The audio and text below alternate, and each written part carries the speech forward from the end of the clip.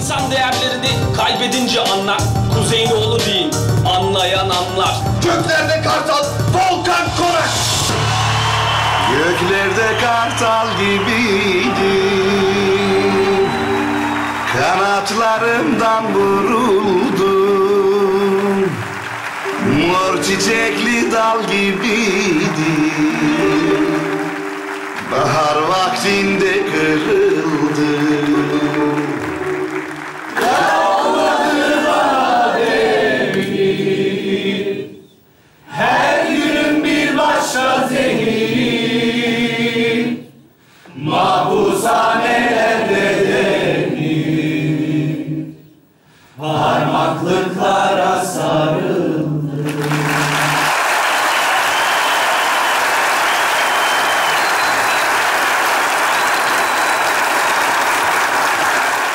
Çok güzel hareketler bunlar.